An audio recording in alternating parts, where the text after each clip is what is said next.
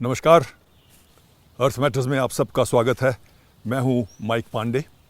आज हम बात करेंगे जंगलों की। जंगल पृथ्वी की पेचीदा इकोसिस्टम्स में से एक है। यह विरासत है हमारी पृथ्वी की। पृथ्वी की नमी बरकरार रखते हैं जंगल। इनसे हमें पानी तो मिलता ही है, पर बहुत सी नदियां भी जंगलों से निकलती हैं। यहाँ की बायोडाइवर्सिटी अद्भुत है, लेकिन ये सब आज घटते जा रहे हैं मनुष्य की गतिविधियों के कारण। आज हम देखेंगे करीबी से हमारे जंगल और क्या समस्याएं उनके सामने हैं अर्थ मैटर्स में।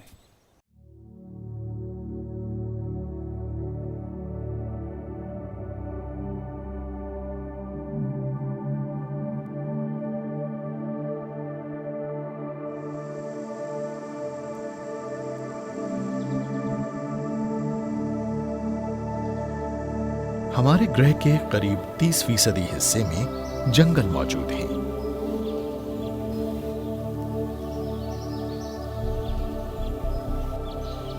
ये पेचीदा पर्यावरण प्रणाली एक ऐसी महत्वपूर्ण कड़ी है जो पृथ्वी पर तमाम जीवन को आपस में बांधे रखती है।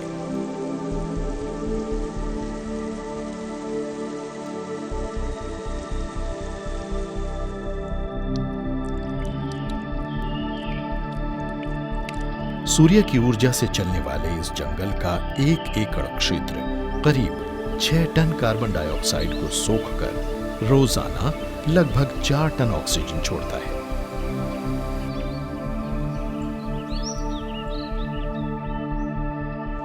ये एक ऐसा गतिशील चक्र है जो हमारे ग्रह पर जीवन को लाखों साल से कायम रखता आया है। पृथ्वी पर पहले वृक्ष 36 करोड़ 50 लाख साल पहले पनपे थे। उस समय यह ग्रह जहरीली गैसों से पूरी तरह ढका हुआ था। जैसे जैसे वन पनपते गए, वो विशाल स्पॉन्ज की तरह पृथ्वी की सबसे जहरीली गैस कार्बन डाइऑक्साइड को वायुमंडल से सोखते गए। उन्होंने भोजन बनाने के लिए सूरज की ऊर्जा और पानी को खींचा और बदले में दी ऑक्सीजन और जल कण।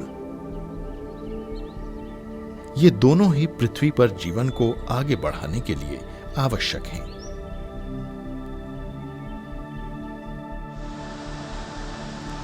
वन ताजे पानी के महत्वपूर्ण स्रोत हैं।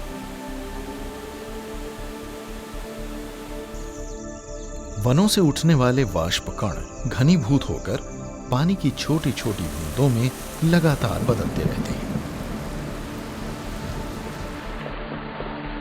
जिनसे जलधाराएं बनती हैं और वो आखिरकार नदियों को जन्म देती हैं।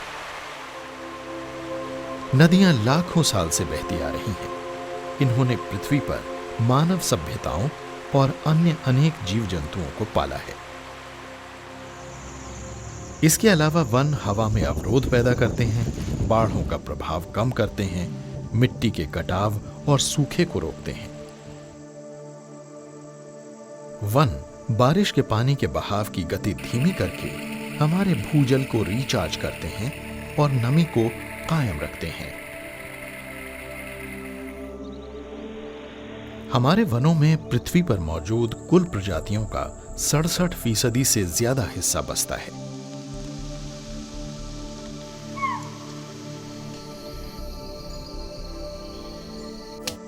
इसके अलावा यहां हजारों स्थानीय जनजातियां भी बसती हैं। ये वो लोग हैं जो शिकार करके और वन उपज इकट्ठी करके सदियों से यहां रहते आए हैं। वैज्ञानिक आज भी उस हैरत अंगेज जैव विविधता की पूरी संभावना का अनुमान लगाने की कोशिश कर रहे हैं जो हमारे वनों में मौजूद है। ये ऐसे दुर्लभ और अनूठे औषधीय पौधों का खजाना है जो दुनिया के कुछ सबसे जीवन घाती रोगों का इलाज करने की काबिलियत रखता है। भारत के पश्चिमी तट पर दुनिया के कुछ सबसे पुराने वर्षावन मौजूद हैं। ये है पश्चिमी घाट।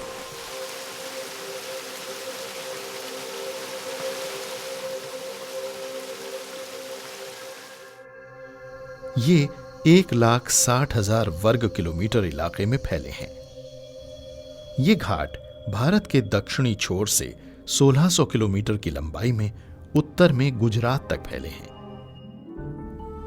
पश्चिमी घाट एक ऐसी अनूठी पर्यावरण प्रणाली को पाले हुए है जो दुनिया में और कहीं नहीं मिलती।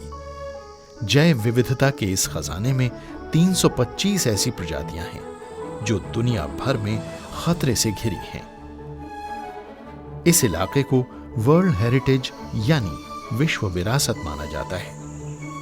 यहां पेड़ पौधों की 5000 से ज्यादा किस्में और पक्षियों की 500 से ज्यादा प्रजातियां हैं। यहां पर कई स्थानीय समुदाय भी बसते हैं। इनमें से कुछ की विरासत तो 5000 साल से भी ज्यादा पुरानी है। ये वन ताजे पानी के महत्वपूर्ण स्रोत हैं। सैकड़ों नदियां और जलधाराएं पश्चिमी घाट से निकलती हैं।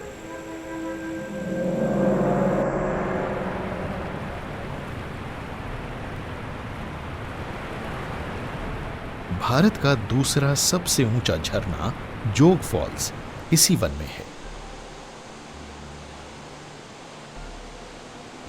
चरम मॉनसून के मौसम में इन चट्टानों पर से हर सेकंड 1,52,000 लीटर से ज्यादा पानी नीचे गिरता है।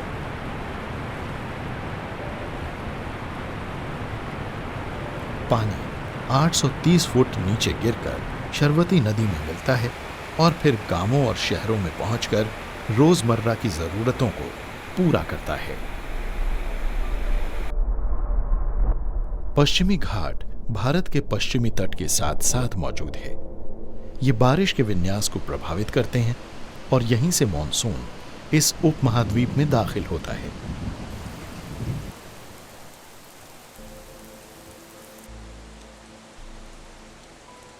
केवल दक्षिणी भारत में ही 300 से ज्यादा छोटी बड़ी नदियां इन वर्षावनों से जन्म लेती हैं।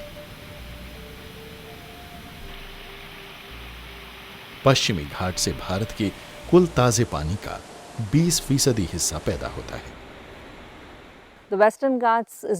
पश्चिमी घाट उन नदियों का स्रोत है जो खासकर इस जिले में पश्चिम की तरफ बहती हैं। ये नदियां जीवन का स्रोत हैं।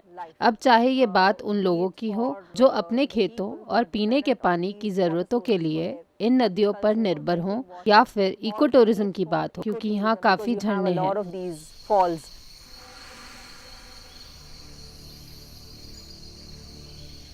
बदकिस्मती से दुनिया के अन्य कई स्थानों की ही तरह ये अनूठी जैव विविधता वाला स्थान भी आज गंभीर दबाव में है।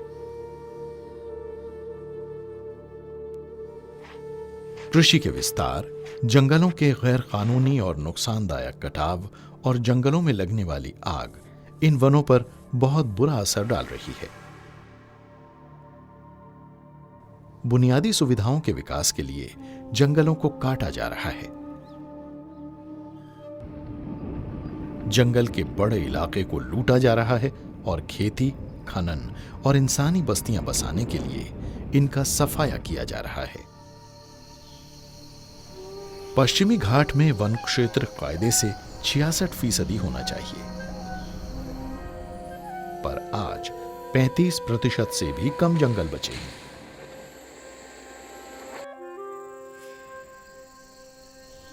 वन पर्यावरण के नजरिए से संवेदनशील क्षेत्र होते हैं। ये न केवल प्राकृतिक वन उपज के लिहाज से महत्वपूर्ण संसाधन हैं,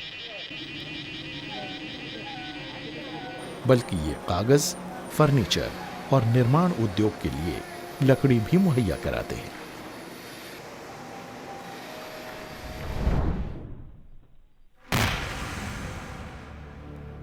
शोषण और दोहन से जुड़ी तकनीकें ज्यादा तेज रफ्तार और ज्यादा कार्य कुशल हो गई, जिससे जंगलात वाले इलाके बहुत ही खतरनाक रफ्तार से घटते जा रहे हैं। एक अनुमान के अनुसार दुनिया रोजाना 323 वर्ग किलोमीटर जंगल गंवाती जा रही है, यानी मुंबई जितना बड़ा इलाका। पिछले 30 साल के दौरान भारत के ज्यादातर प्राइमोर्डियल यानी आदिम और बहुत पुराने जंगल खत्म हो चुके हैं। औद्योगिकरण की शक्ल में बहुत बड़ा खतरा है, खासकर ऊर्जा परियोजनाओं और खनन को लेकर। औद्योगिकरण की इस आंधी से पश्चिमी घाट और मध्य भारत दोनों को ही गंभीर खतरा है। उदाहरण के लिए पिछले 5 साल में मध्य भारत में 26 हेक्टेयर क्षेत्र में फैले वन इसलिए बर्बाद हो गए क्योंकि वहाँ कोयले की खुदाई हुई। आज दुनिया में पृथ्वी के केवल 22% आदिम वन ही बचे हैं। इस बात ने वायुमंडल से सोखी जाने वाली कार्बन की मात्रा को प्रभावित किया है। अंधाधुंध औद्योगिकरण, जीवाश्मीय ईंधनों के अविवेकपूर्ण इस्तेमाल और अन्य इंसानी गतिविधियों के कारण हर साल वायुमंडल में 27 अरब टन कार्बन डाइऑक्साइड पहुंच जाती है। इतनी मात्रा को हमारे जंगल संभाल नहीं पाते। इससे पर्यावरणीय असंतुलन पैदा हो रहा है और हमारा ग्रह गर्माता जा रहा है। इससे हमारे ग्रह की समृद्ध जैव विविधता गंभीर रूप से खतरे में पड़ सकती है और पश्चिमी घाट जिस गतिशील जीवन चक्र को संवारता है उसमें भी बाधा पड़ सकती है। According to the projections of कुछ क्लाइमेट मॉडल्स के मुताबिक अगले 50 से 100 साल में पश्चिमी घाट के तापमान में 2.5 से 3.5 डिग्री की बढ़ोतरी हो सकती है। जलवायु में आए किसी भी बदलाव का असर पश्चिमी घाट पर पड़ता है। इससे न केवल भारत बल्कि पूरी दुनिया बुरी तरह प्रभावित हो रही है। as well as for the globe. जलवायु में बदलाव और तापमान में वृद्धि का असर यहां पहले ही स्थानीय किसानों पर पड़ने लगा है। इधर का खास ये जो व्हाइट इलायची है उसका पैदावार पहले हम लोग इसका 1000 टन तक ये इधर का मार्केट से खरीद के बेचते थे। अभी उसका पैदावार बहुत कम हो रहा है क्योंकि वो टेम्परेचर बढ़ते जा रहा है गर्मी का मौसम में। बहुत से पेड़ों और फसलों में फूलों का जल्दी आना देखा जा रहा है। तापमान में वृद्धि के कारण फंगाई और कीटों की नई किस्मों में तेज बढ़ोतरी हो रही है जो पेड़ों और पौधों को प्रभावित कर रही है। ये बात फसल के उत्पादन चक्रों और वन उपज को बाधित कर रही है।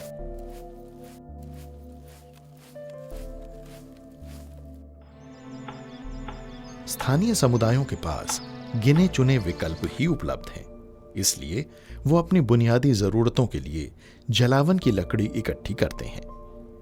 इन वनों से हजारों टन लकड़ी निकाली जाती है। इस दोहन के कारण दुर्लभ पौधों की बहुत सी किस्में और अनेक जीव प्रजातियां खतरे से घिर जाती हैं। अगर यही सिलसिला जारी रहा तो इससे यहां जीवन का यह गुलजार चक्र गंभीर रूप से छिन्न भिन्न और क्षतिग्रस्त हो सकता है। जलवायु परिवर्तन से जूझने के सिलसिले में जंगल बहुत अहमियत रखते हैं। अगर हम जलवायु परिवर्तन से जूझ नहीं पाएंगे तो अप्रत जलवायु के कारण मुश्किलें और बढ़ेंगी। इसके कारण बाढ़ें आएंगी, सूखा पड़ेगा, तूफान आएंगे, समुद्र का स्तर बढ़ेगा। हमें बहुत बड़े स्तर पर गड़बड़ियां नजर आएंगी क्योंकि जलवायु परिवर्तन के नतीजे में बहुत से लोग एक से दूसरी जगह जा रहे हैं।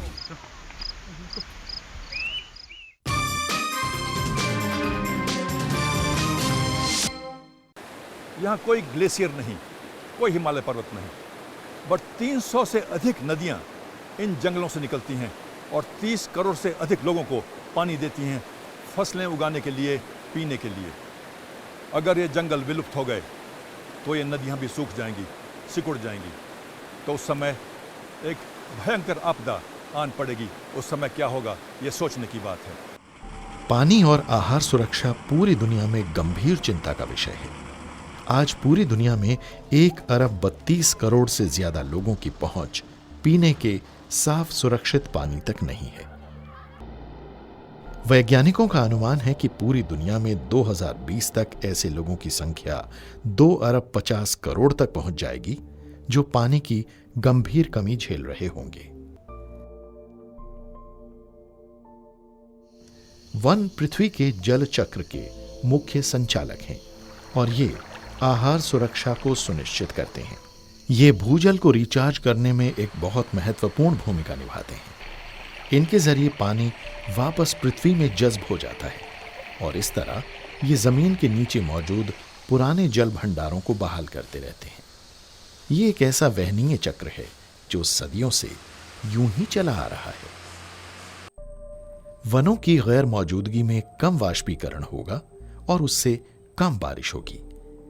ये थोड़ी बारिश भी बंजर ढलानों से नीचे बह जाएगी और जमीन में जज्ब नहीं हो पाएगी।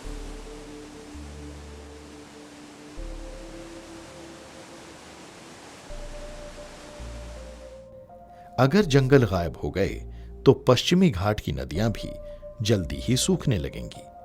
वनों और पानी के बीच के इस संबंध को अभी ज्यादा लोग नहीं समझते हैं।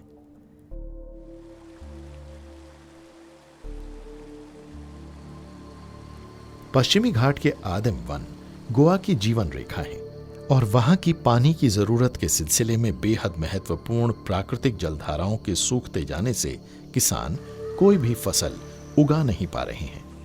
कुछ क्षेत्रों में तो पीने का पानी भी नहीं है। किसानों के हजारों परिवारों और स्थानीय समुदायों का भविष्य दांव पर लगा है। ऐसे ही हालात कर्नाटक और आंध्र प्रदेश की सीमा वाले पश्चिमी घाटों के ढलानों पर देखने को मिल रहे हैं। खुली खानों के कारण घने वन वाले इलाकों का सफाया कर दिया गया है, जिससे जल प्रणाली और नाजुक पर्यावरण प्रणाली तहस नहस हो गई है। हमारे वनों को फौरन बचाए जाने की जरूरत है और साथ ही जहां कहीं भी मुमकिन हो इस असंतुलन को फिर से बहाल करने की भी आवश्यकता है। हमें यह समझना चाहिए कि हम सभी इन हालात से प्रभावित होंगे। हमारी जिंदगियां भी इन वनों पर निर्भर हैं। अगर हमें हालात में बदलाव लाना है तो हम में से हर एक को कोशिश करनी होगी और इसके लिए उपलब्ध संसाधनों का बेहतरीन इस्तेमाल सुनिश्चित करना होगा। कृषि हमारे देश की रीढ़ की हड्डी है और फसलों को पानी चाहिए। सिंचाई के लिए इस्तेमाल होने वाला 90% पानी भूजल भंडारों से ही आता है। लेकिन बेहद चिंता की बात यह है कि पूरे भारत में ही भूजल का स्तर गिरा है। पिछले 3 दशकों के दौरान ऐसी फसलों को उगाया गया जिन्हें पानी की बहुत ज्यादा जरूरत थी और इसी कारण हद से ज्यादा भूजल बाहर निकाला गया। कुछ स्थानों पर तो आज किसानों को जमीन से पानी निकालने के लिए 2 किलोमीटर की गहराई तक खुदाई करनी पड़ती है। कृषि क्षेत्र को कृषि की आधुनिक तकनीकें अपनानी चाहिए और पानी का इस्तेमाल ज्यादा अक्लमंदी और कार्यकुशलता से करना चाहिए। अनियंत्रित और लापरवाह सिंचाई तथा पानी के भाप बनकर उड़ने से पानी का बहुत नुकसान होता है।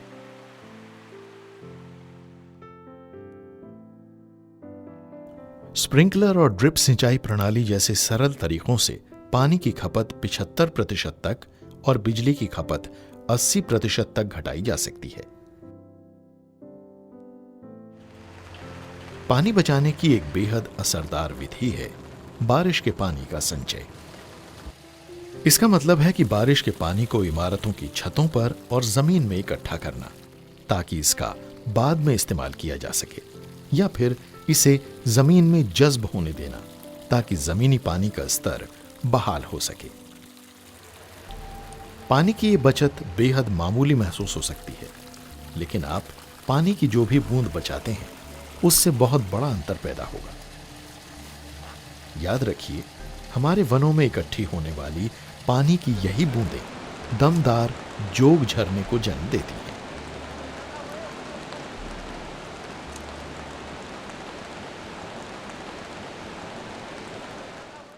सौर ऊर्जा और हरित कीटनाशक जैसी पर्यावरण अनुकूल तकनीकों के इस्तेमाल और स्थानीय समुदायों में मधुमक्खी पालन के जरिए वनों पर से दबाव कम करने में मदद मिलेगी।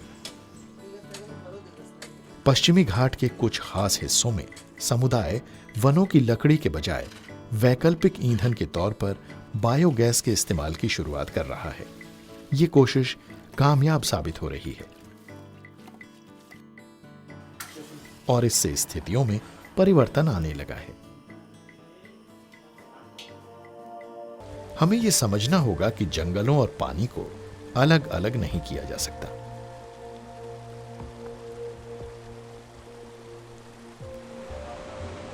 ये हमारे ग्रह की जीवनी शक्ति है। वन लाखों साल से चुपचाप हमें पानी मुहैया कराते आए हैं और पालते आए हैं।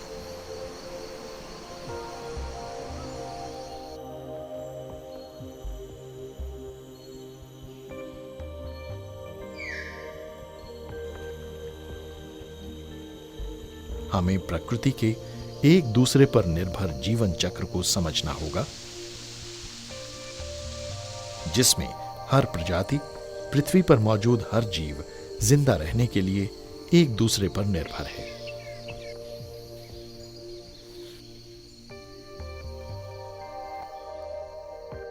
इंसान भी जीवन की इस श्रृंखला का ही एक हिस्सा है। अगर हमें अपना भविष्य सुरक्षित बनाना है तो हमें हमारे वनों की अंधाधुंध हो रही लूट को रोकना होगा, क्योंकि यही जीवन की बुनियाद है।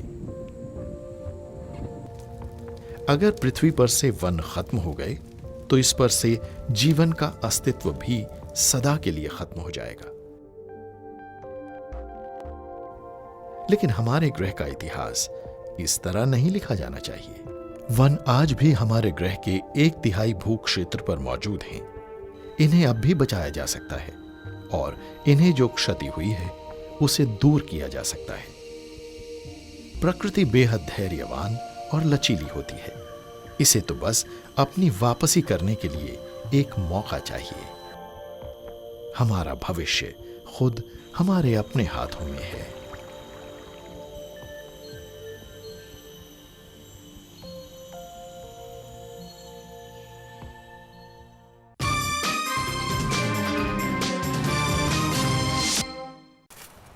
जंगलों को हरा भरा रखना, इसकी बायोडाइवर्सिटी बरकरार रखना बहुत ज़रूरी है। जंगलों से पृथ्वी को, हम सबको बहुत से फ़ायदे हैं। लेकिन ये किसी एक आदमी, एक सरकार का काम नहीं। बदलाव उसी समय आते हैं जब सब लोग, हर एक इंसान, आप, हम सब मिलकर एक प्रयास करें, छोटे छोटे कदम लें, तभी जाकर बदलाव आएगा। जो निर्णय हम आज लेंगे उसी पर निर्भर करता है आपका भविष्य, पृथ्वी का भविष्य, हम सब का भविष्य, आपके बच्चों के बच्चों का भविष्य।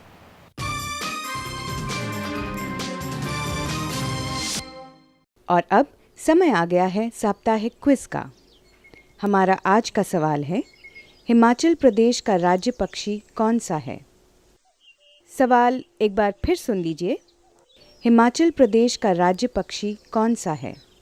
अपने जवाब 1 हफ्ते के अंदर हमें इस पते पर लिख भेजिए। हमारा पता है Earth Matters, PO bag number 3, greater Kailash 2, नई दिल्ली 110048। और हमारा ईमेल आईडी है dd@earthmatters@gmail.com। पहले 5 विजेताओं को मिलेगा अर्थ मैटर्स की तरफ से एक टी-शर्ट और सर्टिफिकेट, और 10 विजेताओं को अर्थ मैटर्स के friends of the earth certificate.